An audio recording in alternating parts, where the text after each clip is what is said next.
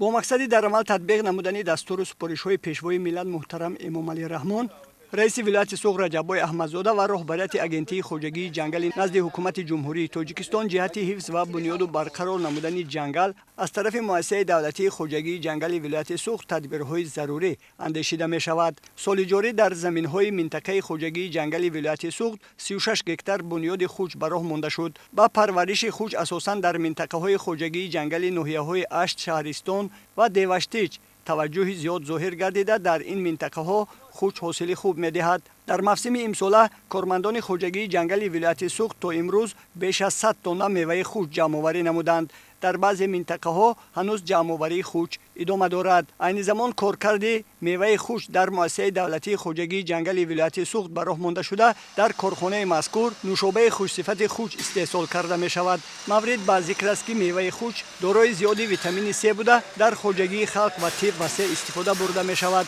از این رو طلبات به این محصولات خیلی زیاد است. همچنین در کارخانه مذکور استحصال نوشابه زیرک، مربای زردآلو، خوج و مرمینجان به راه مانده شده است.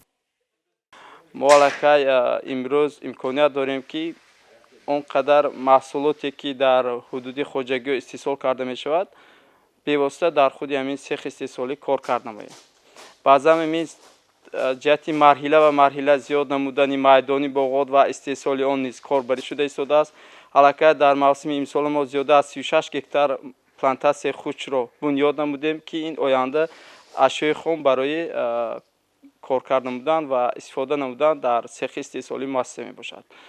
بعضا این در نقشه است که چنین سیخ ها در خوجگی هایی که امکانیت برای ماندن چنین کار را دارند و با اشیاء خام تامین می باشند برای مانده شده است. با مقصد بنیاد و برقرارسازی جنگل و با گل و نهال و بوته‌های نادر تامین نمودن خوجگی داران با تشبث رهبریت مؤسسه دولتی خوجگی جنگل ولایت سوغ در داخل خوجگی یک گرمخانه زمانوی بنیاد گردید که در آن پرورش گل و نهال‌های نادر از قبیل پاولونیا، لونده و دیگر نهال‌های در منطقه جنگل مطابق و آرایشی که تا امروز از دیگر دولت‌ها وارد می‌شدند به راه مانده شده است.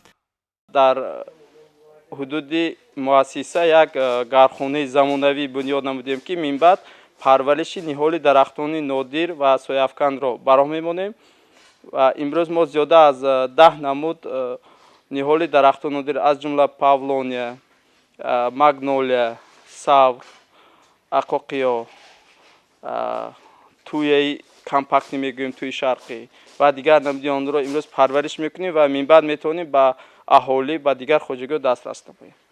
باز همین جهتی در عمل تطبیق نمودن برنامه حکومت جمهوری اسلامی که با قرار حکومت جمهوری اسلامی تأسیس کرده است، برنامه رشد سایه پاولونیا، ما تصمیم گرفتیم که در زمین‌های بیکار خوابیده که در شفافیت مؤسسه جایگیر است با راه آبیاری قطرگی پرورش نهال پاولونیا را برآوریم.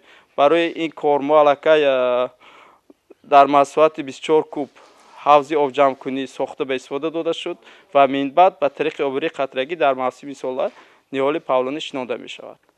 این را ما می توانیم که من بعد برای تامین دیگر خوجگی ها با تخمی پاولونیا با نهال پاولونیا مساعدت نماییم.